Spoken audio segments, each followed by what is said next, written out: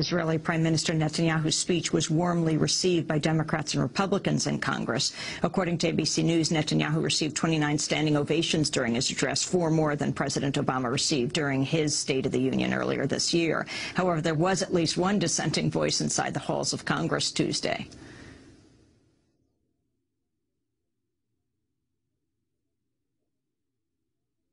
Yet, as we share their hopes,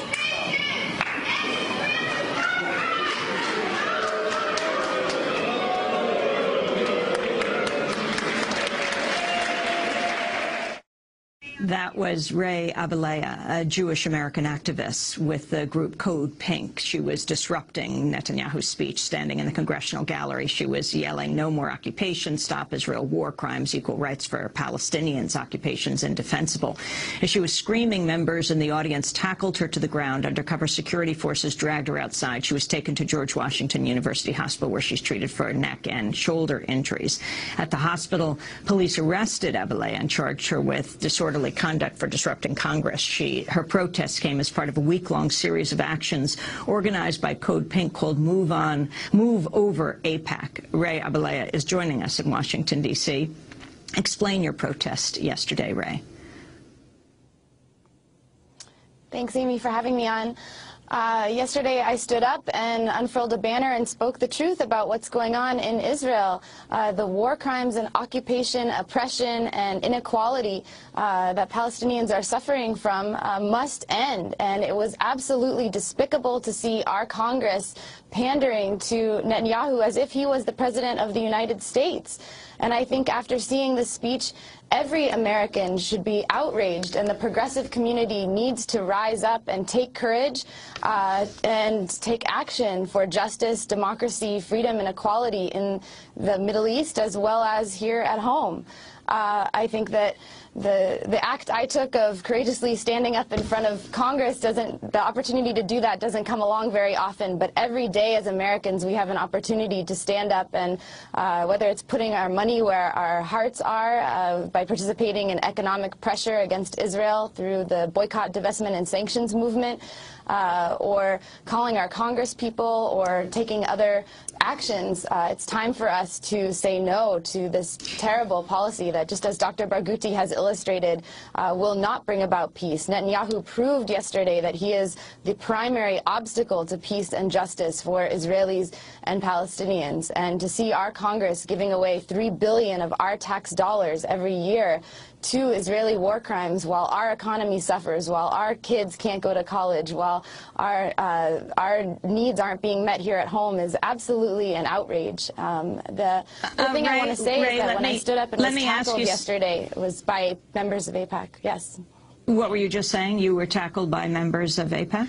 I just wanted to say that the people that were sitting around me in the gallery of Congress yesterday were mostly wearing badges from the AIPAC Israel Lobby Conference, and I did not expect that people holding such power and representing such a huge lobby group would respond so violently to my peaceful disruption. And after I spoke out, Netanyahu said, you know, this is what's possible in a democracy, and you wouldn't be able to get away with this in other countries like Tunisia. And I think that is ridiculous and absurd. If this is what democracy looks like, that when you speak out for freedom and justice, you get tackled to the ground, you get physically violated and assaulted, and then you get hauled off to jail, that's not the kind of democracy that I think I want to live in.